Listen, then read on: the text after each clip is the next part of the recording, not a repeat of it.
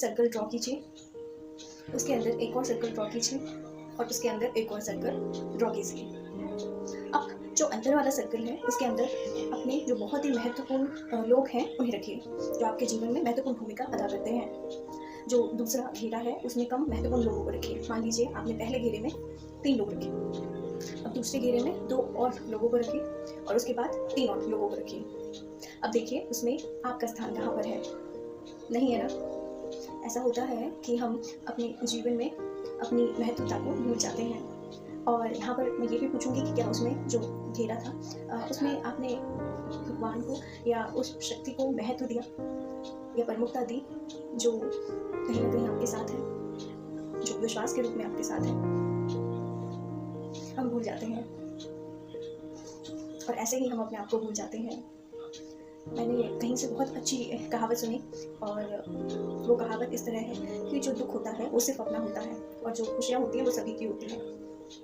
क्योंकि at the end जब तक हम अपने आप को नहीं समझाते वो जो दुख है वो हमारे अंदर ही रह जाता है, क्योंकि जो हमारे विचार हैं वो एक फीलिंग क्रिएट करते हैं जो हमें और दुखी बना देता है।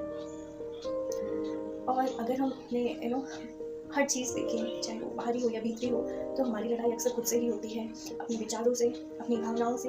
और जब हम उन सबसे ऊपर आ जाते हैं तो हमें लगता है कि अभी हम स्थायी शांति की ओर हैं और जो मिलना हालांकि बहुत मुश्किल है।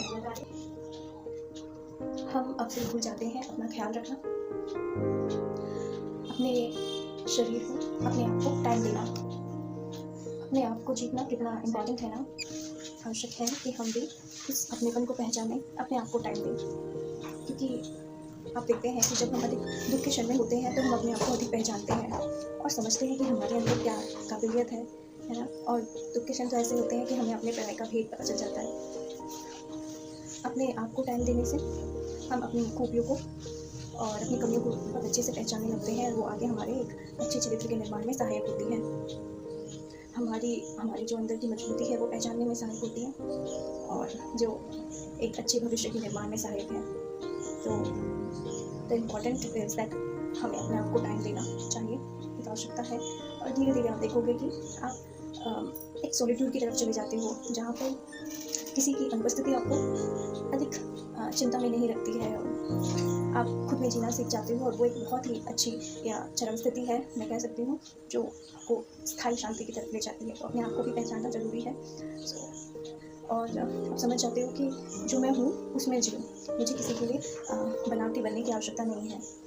जो आप हैं आप वो बन जाते हैं और आपको वो बनना भाता भी है। जब हम किसी ग्रेट व्यक्ति से पूछते हैं कि एट द एंड इसमें अधिक स्थायित्व है, तो वो ये बोलते हैं कि जो आप हो वो बनो, एंड वो ही इम्पोर्टेंट है। So be the person who you are. Thank you.